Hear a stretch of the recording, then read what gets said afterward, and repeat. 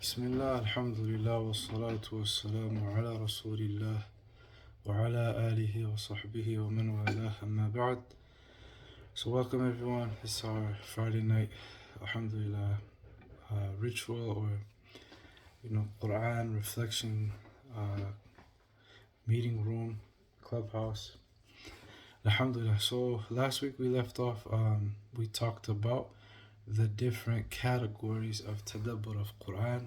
For those who are new, we're reading from the book At-Tibyan fi Tadabbur al-Quran, which is co-authored by Dr. Ahmed Isa al-Mahsarawi and also Dr. Abdul Karim Ibrahim Salih. So they're both very senior faculty of Al-Azhar University in the College of Quranic Sciences. So it's a short treatise in Arabic, very beneficial, mashallah. So tonight, the next chapter in the book is Da'watul Quran. Da'watul Quran ila Tadabur. Da'watul Quran al-Karim ila Tadabur. That the Quran itself, Allah in the Quran appeals to the reader to contemplate and reflect on His book. So you have to excuse me, here on the West Coast I have Maghrib coming in the middle of the session. So I'll try and get as much done. And I don't want to make the session too long. Inshallah, we have a special guest with us tonight, who is my advisor. So inshallah, those who have Q&A, alhamdulillah, inshallah, we will benefit a lot by Allah's will from our esteemed guest. So the author, he says, لَقَدْ حَثَّ الْقُرْآنُ الْكَرِيمُ أَتْبَاعَهُ إِلَى التَّدَبُّرِ. The Quran, it encourages its followers to contemplate. وَدَعَاهُمْ إِلَى التَّمَسُّكِ بِهَذَا الْمَنْهَجِ. And the Quran calls them to hold firmly with this methodology. فعندما نلقي نظرة سريعة على القرآن الكريم نجد فيه دعوة صريحة إلى التدبر في آياته. And then what you could say is maybe the thesis of this paragraph. It says, when we look at a brief glance or a quick gaze at the Quran, we find in it a clear call and invitation to reflect upon its verses. وأن الله تعالى بحكمته وصف كتابه العزيز بأوصاف عظيمة.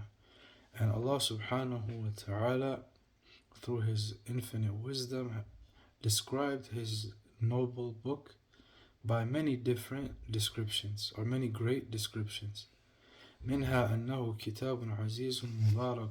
From those descriptions are that the Quran is a noble and mighty book, or it is an honorable and esteemed book that is blessed, and وأنه نور, and that it is a light, وفرقان, and it also distinguishes between truth and falsehood, between good and evil. وَرَحْمَةً وَبُرْهَانًا, and Allah describes it as a mercy and also as an evidence or proof. وَهُدًى, and a guidance. وَبُشْرَى, glad tidings. وَكَثِيرًا مَا يُقْرَنُ الْمَوْلَى جَلَّ قُدْرَتُهُ, and other many different descriptions Allah subhanahu wa ta'ala describes the Quran. May His might be exalted. هذه الأوصاف بالبحث على التدبر والاعتبار والتذكر. These descriptions, he says, when one examines them and contemplates and recognizes them and reflects upon them, Allah, He says in the ayah we've mentioned in many of our sessions before, Surah Sad, Surah 38, verse 29, كتاب أنزلناه إليك مبارك ليدبروا آياته وَلِيَتَذَكَّرَ أُولُو الْأَلْبَابِ. The Quran is a book that Allah has sent down to you, O Prophet Muhammad. That this book is blessed so that people may reflect on its verses. As we said, the other recitation of this verse included the word لِتَدَبَّرُوا آيَاتِ. So in one recitation, it is speaking in the third person, that they may reflect, and the second, Allah is addressing the reader so that you may all reflect on its signs. وَلِيَتَذَكَّرَ أُولُو الْأَلْبَابِ, and that so those of sound judgment and intelligence may remember.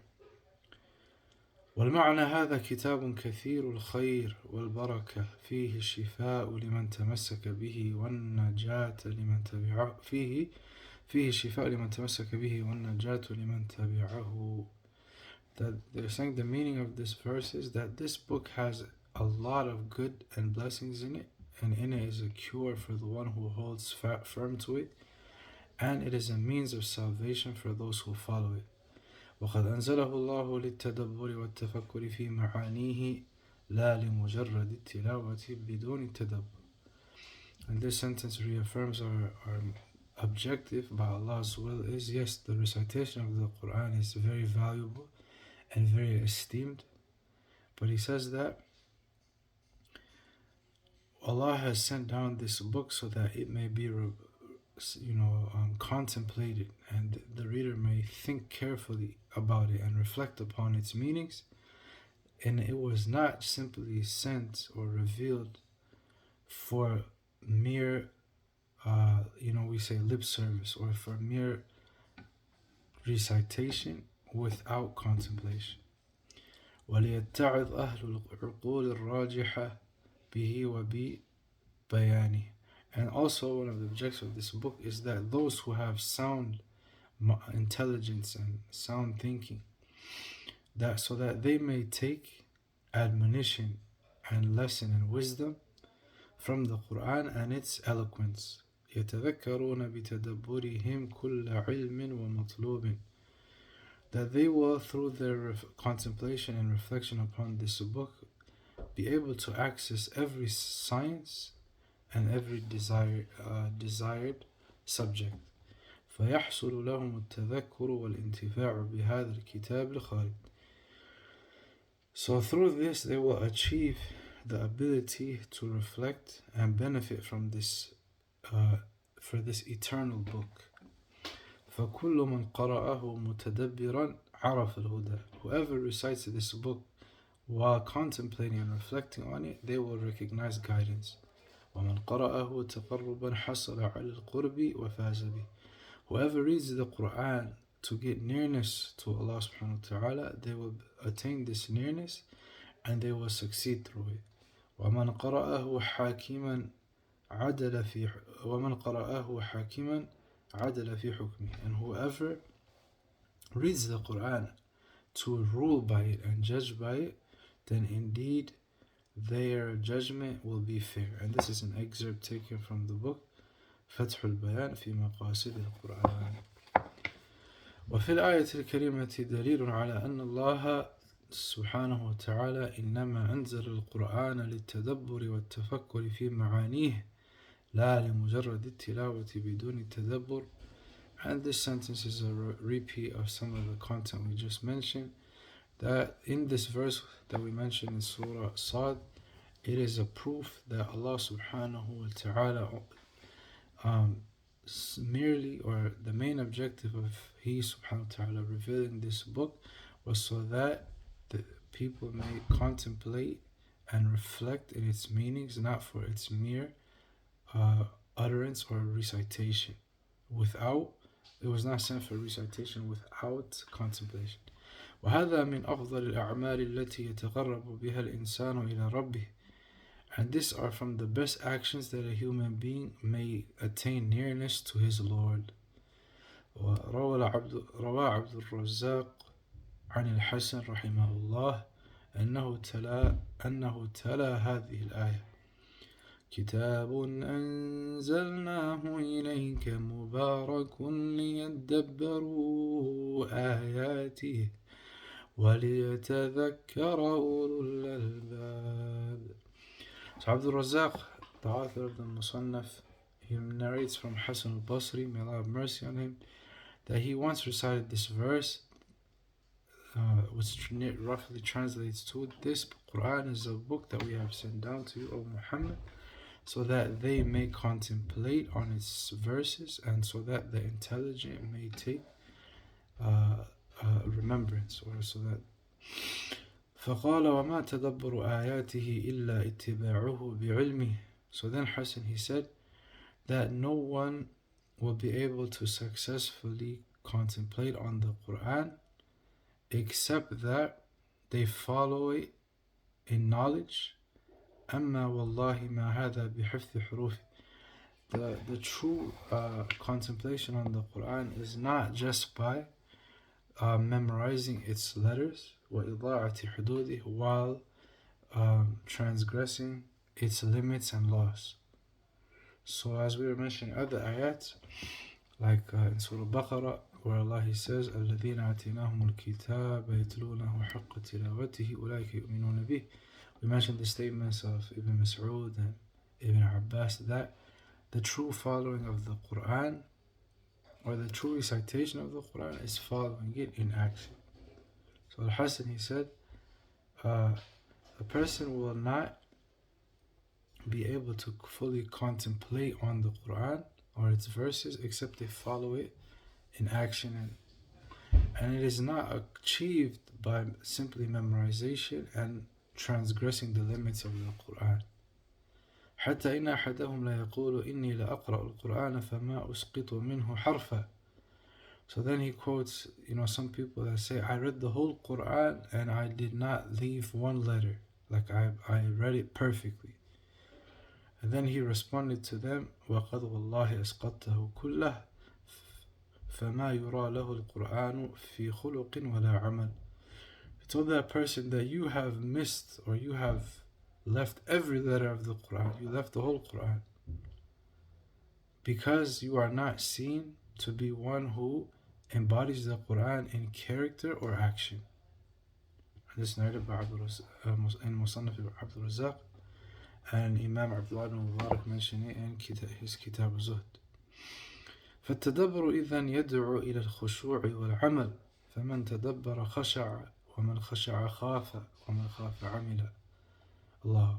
So he says, the author goes back and says, contemplating on the Quran and reflecting on it, it calls one to humility and action. So whoever contemplates on the Quran humbles themselves before Allah, and whoever humbles themselves before Allah will fear Him, and whoever fears Allah truly will act according to His commandments and His book subhanahu wa ta'ala. ولقد أثنى الله تعالى في كتاب الكريم على المؤمنين من عباده وبين أنهم يتأثرون بالقرآن. Allah subhanahu wa ta'ala praises some of His servants in the Quran, some of His believing servants in the Quran, and He clarified that they take effect from the Quran, ويتدبرون, and they contemplate on it, في معانيه, and its meanings. فتقشعر منه جلودهم, as the ayah Surah Zumar, that they literally get goosebumps, like the hair on the back of their neck stands up from the verses of the Quran. That Allah نزل أحسن الحديث كتابا متشابها مثاني تقشعر منه جلود الذين يخشون ربهم ثم تلين جلودهم وقلوبهم إلى ذكر الله. This was the ayah we read. So they contemplate on it to the extent that it gives them goosebumps. وتهف إليه نفوسهم ويزدادون به إيمانا مع إيمانهم. And their iman and their faith increases upon the faith that they already had. وإليك بعض الآيات الدالة على ذلك. So this is all the introduction. So now he will mention verses that show as or prove as examples of the aforementioned speech. Allah subhanahu wa ta'ala, He says in Surah Anfal, ayah number 2, إنما المؤمنين الذين إذا ذكر الله وجلت قلوبهم وإذا تليت عليهم آياته زادتهم إيمانا وعلى ربهم يتوكلون. Allah says to the nearest meaning that indeed the believers are only those who, when Allah's name is mentioned, their hearts shake or in tremor and fear, and when His verses are recited upon them, it increases their iman, and upon their Lord do they put their trust. And then the author says, أي أن هؤلاء المؤمنين من صفاتهم أنهم إذا قرأت عليهم آيات الله تعالى زادتهم تلاوتها قوة في التصديق. So they said that these believing servants of Allah, from their characteristics are that when the verses of the Quran are recited upon them, the speech of Allah, it increases, the recitation of these verses increases them in the strength and reassurance of their faith.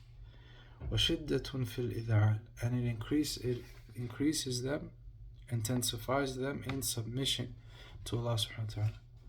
وَرُسُوخًا فِي الْيَقِينِ, and it solidifies their certainty. وَنَشَاطًا فِي الْأَعْمَالِ الصَّالِحَةِ, and it gives them energy and life and vigor in doing righteous deeds. وَسِعَةً فِي الْعِلْمِ وَالْمَعْرِفَةِ, and it expands their knowledge and their recognition of Allah subhanahu wa ta'ala. فَالتِّلَاوَةُ الْمُتَدَبِّرَةُ تَزِيدُ الْإِيمَانُ بِاللَّهِ الَّذِي يَدْفَعُ الْمُؤْمِنِ لِإِلْتِزَامِ مَنْهَجِهِ. Then they say that reciting the Quran with contemplation increases the believer's faith in Allah, or it increases the faith of the one who reflects on the Quran in Allah, and it averts from the believer that which لِإِلْتِزَامِ مَنْهَجِ, that which makes them hold fast to their methodology. وجاء التعبير بصيغة المبني للمفعول في قوله. And then the words that are mentioned in this ayah that give us an increase or enhance understanding of it. ذكر الله وتليت عليهم آياته. And they explain that these these words in the verse are what's known as صيغة المجهول, or صيغة المبني للمفعول. That in Arabic grammar, that some words are mu'rab, they change in their state of or tense, rafa' or nasb or jar. But these are mabni and they are maf'ul bihi. They are, when in English we call the direct object of action. للإيذان بأن هؤلاء المؤمنين الصادقين إذا كانوا يخافون عندما يسمعون من غيرهم آيات الله فإنهم يكونون أشد خوفا وفزعا عند ذكرهم لله وعند تلاوتهم لآياته بألسنتهم وقلوبهم. So what this grammatical structure of the words in the sentence, what it helps to understand is that these believers that are true in their faith, when they fear Allah and when they hear from other than themselves the verses of Allah being recited, then they become more intense in their fear and their their state of fear and restlessness, for lack of a better translation, when they remember Allah subhanahu wa ta'ala and when the verses of His book are recited by their tongues and hearts. فالمقصود من هذه الصيغة مدحهم والثناء عليهم وبيان الأثر الطيب الذي يترتب على ذكر الله وعلى تلاوة آيات القرآن الكريم بتدبر وتفكر. And then he summarized what he said before. So the objective from this word structure is that Allah is praising these believers of His and mentioning their positive accolades, and it clarifies the good effects that are achieved through the remembrance of Allah and through the recitation of the verses of His book with contemplation and reflection. وللوصول إلى هذه الدرجة من الإيمان والإخبات لا بد من العلم الذي ليس له طريق إلا تدبر القرآن الكريم كما قال جل وعلا وليعلم الذين أوتوا العلم أنه الحق من ربك فيؤمنوا به فتخبت له قلوبهم وإن الله لهادي الذين آمنوا إلى صراط مستقيم. So then they say that in order to arrive at this rank of faith and humility, then it is necessary that one have or one possess knowledge that there is no that without it there would be no path to reflection on the Quran, the noble Quran. Allah subhanahu wa ta'ala mentioned in ayah 54 of Surah Al-Hajj that those who have been given knowledge should know that this book is a truth from their Lord, and they believe in it, so that their hearts may, so that their hearts may humble themselves to it. وَإِنَّ اللَّهَ لَهَادِ الَّذِينَ آمَنُوا إِلَى صِرَاطٍ مُسْتَقِيمٍ. And indeed, Allah is the guide for those who believe to the straight path. Okay, he's going to explain more Arabic grammar, but I think I'll overlook it, inshallah. Then he says, وَلَقَدْ وَصَفَ رَبُّنَا جَلَّ جَلَالُهُ قُلُوبَ الْخَاشِعِينَ الَّذِينَ كَانَتْ جُلُودُهُمْ تَخْشَعِرُّ وَتَنْقَبِضُ. Allah subhanahu wa ta'ala, then he mentions the hearts of those who have reverence of Allah and humility before Allah subhanahu wa ta'ala, that their skin used to shiver, and then it would soften and expand by the Quran Kareem, as Allah says, the ayah we read in Surah Zumar before.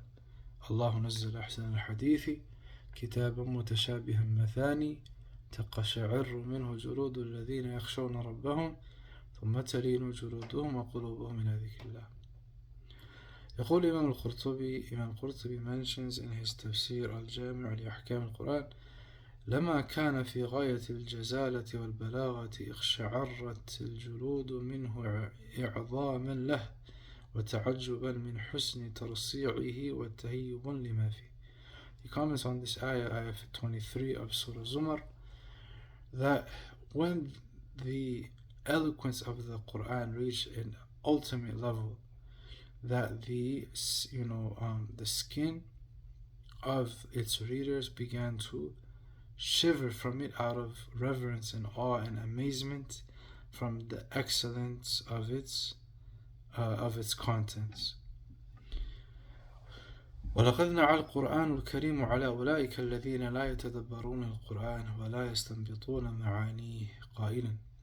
And then they say that the Quran mentioned or referred to those that did not reflect upon it and did not extract from its meanings. قائلا أفلا يتدبرون القرآن ولو كان من عند غير الله لوجدوا فيه اختلافا كثيرا.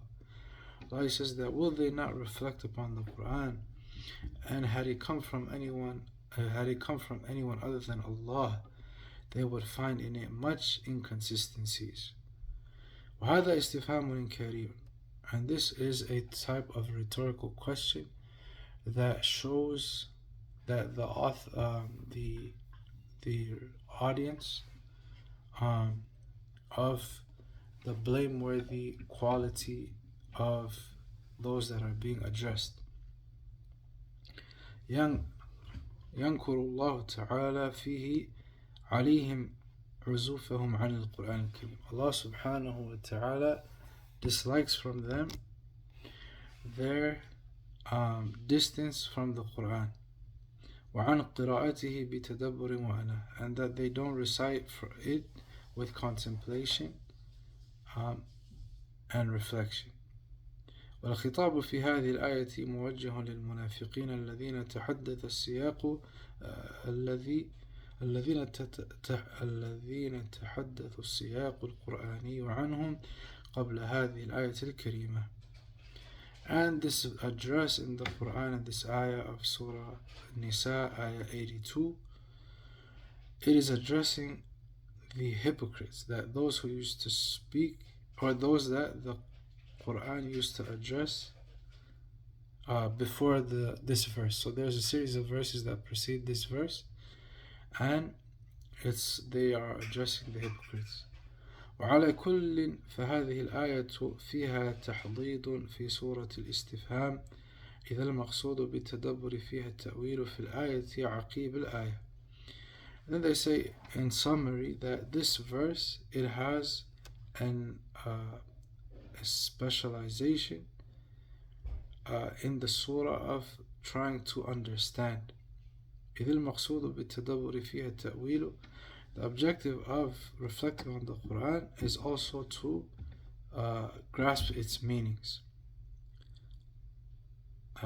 So you can understand, or excuse me, I mistranslated, but some paraphrasing in my own words, a better way to understand an individual verse of the Quran is to look at it with the verses that preceded it, so that you understand who is being addressed, what is being addressed, and so on and so forth. هو التأمل بعد التأمل في الآية الواحدة. وكان القرآن الكريم ليس فقط يدعو الناس إلى التدبر في آياته فحسب. So the Quran Kareem doesn't just call people to reflect on it also, although that's one of our focus, and we ask Allah to help us achieve it, but that's not the only objective. وإنما يطلب منهم إلى جانب ذلك أن يمارسوا التدبر العميق كما يفهم من الآية الكريمة. But also what is desired from the sending of the Quran Kareem is that they should practice on reflecting on it deeply, so that they may understand the verses of the Quran. وفي هذا إشارة إلى ثمرة من ثمار التدبر وهو اكتشاف إحدى معجزات القرآن الكريم. And this is a reference or indication to one of the fruits or the byproducts or achievements of reflecting on the Quran is to uncover or unveil some of the miracles of the Quran. وهي التشابه البياني, and that is one, how the Quran resembles some verses and some surahs resemble others in its style of language and address and eloquence. والتكامل في المعاني حيث لا اختلاف ولا تناقض رغم نزول القرآن الكريم خلال 23 سنة في أوقات وظروف وأماكن مختلفة. And it shows that this Quran was revealed in a stage of 23 years, and it went from different stages, but at the same time it never contradicted itself nor nullified other messages within it, as it was revealed over that time in different times and circumstances and place. ثم يؤكد القرآن الكريم أن هناك أقفال. And then we're still focusing on the concept of reflecting on the Quran, and now he brings the ayah of Surah Muhammad, where Allah, he says, will they not contemplate over the Quran, or are upon their hearts its locks. So Allah mentioned أقفال, which تغلق قلوب البشر وتصرفهم عن التدبر في آياته. That these locks on the heart, it locks the heart of the human being and it turns them away from contemplating on the Quran.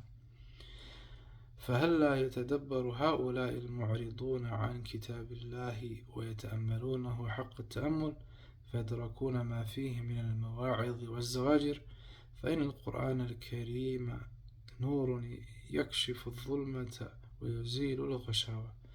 So the author asked, translating the ayah that Allah, he says, or explaining the ayah, will they not reflect upon the Quran? Will they not contemplate these who have turned away from the book of Allah and its contemplation, and have not tried to contemplate over it or emulate it, the best of its emulation and contemplation, so that they reach that which is in it from its admonitions and reproachment? Because the noble Quran is a light that unveils the darkness, and it removes blindness. So if I'm not sure if I'm doing the right translation, but as Allah explains, وَعَلَى أَبْصَارِهِمْ غِشَاوَةٌ in Surah Al-Baqarah, describing the hypocrites. أَمْ قُلُوبُهُمْ مُظْلِمَةٌ قَاتِمَةٌ, or their hearts are in utter darkness, كأنها مكبلة بالأقفال الحديدية, as if their hearts have been locked with iron locks. فلا يصل إليها نور ولا يشرق فيها إيمان. That no light reaches this heart, nor does it give off any ray of faith. شبه المولى جلت قدرته قلوب المنافقين بالأبواب المقفلة. Allah subhanahu wa ta'ala gave a metaphor or a parable that the hearts of the hypocrites are like the doors that are locked doors. فهي لا تستفيد من وعظ. These hearts do not benefit from sermons or admonition. ولا تلين لنصح, nor does it soften because of sincere advice. كأن القلوب أبواب أغلقت بأحكام وجعلت عليها الأقفال. That these hearts are like doors that are locked بإحكام وجعلت عليها الأقفال, that have been done through force and might, and upon them are locks. فكيف يدخل إليها شيء من نور القرآن الكريم. So how can any nur or light from the Quran enter these hearts? قال الإمام الشنقيطي رحمه الله, the author of أضواء البيان, he says that فقد أنكر تعالى عليهم إعراضهم عن تدبر القرآن. Allah subhanahu wa ta'ala reproached them their turning away from the Quran بأداة الإنكار التي هي الهمزة, the type of curse that is الهمزة. وبين أن قلوبهم عليها أقفال لا تنفتح لخير ولا لفهم القرآن. And then he explained that their hearts are like locks that do not open to good, nor do they understand the Quran. And then the author says, I say, قلت وهذه الآية الكريمة وسابقتها تدلان على أن من لوازم تدبر القرآن الكريم النظر والتأمل في الآيات وإقبال القلب وحضوره مع القرآن الكريم وإيمانه به. It says that this verse and the one before it indicate, the verse of Surah Nisa and the verse of Surah Muhammad, indicate that from the necessities of reflecting the Quran is looking and contemplating on its verses and turning one's heart and being present with the Quran and having faith in it. ولا شك أن تلاوة القرآن الكريم بغير فهم ولا تدبر ليست هي المقصودة. Then they say there is no doubt that the recitation of the Quran without understanding or contemplation is not its objective. بل المقصود الأكبر أن يقوم القارئ بتحديق ناظر قلبه إلى معاني القرآن الكريم.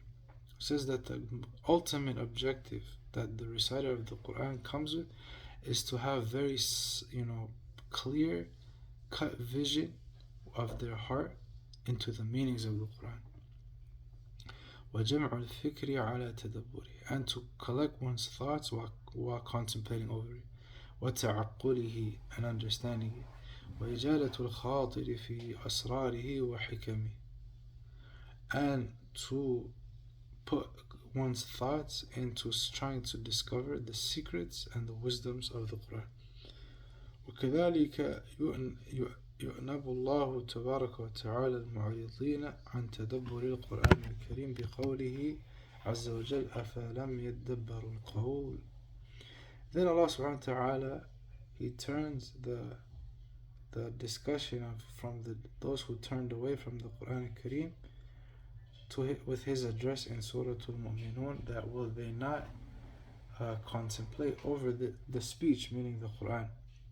والخطاب في الآية الكريمة لكفار مكة. And this verse addresses the disbelievers of Mecca حيث كانوا يسمعون ويذكرون القرآن بالهجر من الكلام, as they used to hear the Quran and they used to mention it بالهجر من الكلام ويقولون إنه سحر, they used to call it magic, or إنه شعر, or poetry, إنه كهانة, or soothsaying, إلى غير ذلك من الأقوال الباطلة, and along with other false claims.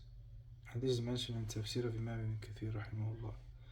والاستفهام في قوله أفلم يدبروا القول استفهام توبيخي إنكاري ينعي عليهم أنهم لو تدبروه لصدقوا بما فيه. And then the implied meaning from Allah's question about if they were not to reflect over the speech, meaning the Quran, it can be understood that Allah subhanahu wa ta'ala is doing tawbih, is speaking to them in kind of like a harsh and angry fashion, and sending curse upon them,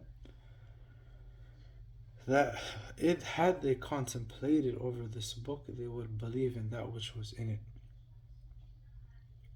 or they would affirm what was in it. وعلموا أنه كلام رب العالمين وعبر في هذه الآية عن القرآن بالقول. And they would come to the conclusion that this Quran was the speech of the Lord of the worlds, and Allah subhanahu wa ta'ala used the word in this verse of the Quran to be al-qawl. لأنهم يسمعونه مقولا, because the word qawl, it can be heard. So because the kuffar of Mecca disbelieved, they heard this speech and disbelieved in it, Allah called it qawl. ولا يقرؤونه قراءة متدبرة, and they were not reciting it with contemplation. وهو التعبير في غاية البلاغة في هذا السياق, and this is the usage of the highest form of rhetoric and eloquence in this verse of the Quran. هذا ولا ينتهي طلب التدبر عند ألفاظه المباشرة, بل دعا الله إليه وحث عليه في آيات عديدة بعبارات أخرى منها التفكر والتذكر والتعقل والتبصر ونحو ذلك. And then he says that, and this does not end the contemplation on the Quran, or seeking to contemplate on the Quran and its words and its glad tidings, do not end or stop at this. But Allah subhanahu wa ta'ala also encourages when it comes to his verse and many verses of the Quran and different wordings, to reflect and to remember and to understand and to have insight. وفي سبيل الوصول إلى هذه الغاية وهي تدبر القرآن العظيم جعل الله تعالى القرآن الكريم كتابا ميسرا للفهم. And in an approach or in a means to reach this objective, which is the reflection of the great Quran, as a book that is easy to understand. وفي هذا يقول ولقد يسرنا القرآن للذكر فهل من مدكر. ولقد يسرنا القرآن للذكر فهل من مدكر.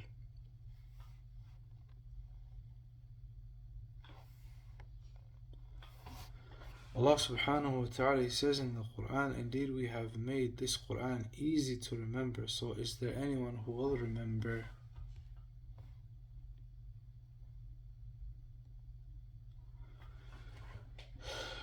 إن الله تعالى بعظمته وقدرته ولطفه بالأمة سهل القرآن الكريم للاتعاظ والادكار والتدبر أو سهل له للحفظ. That they're saying the meaning of Allah making the Quran easy to remember is that He subhanahu wa ta'ala, with His greatness and His might and His gentleness to the Ummah, He made the Quran easy to take lesson from and to contemplate, and He has made it easy for them to memorize. وَسَهَّلَ لَفْظَهُ لِلنُّطْقِ, Allah made its utterance easy to pronounce.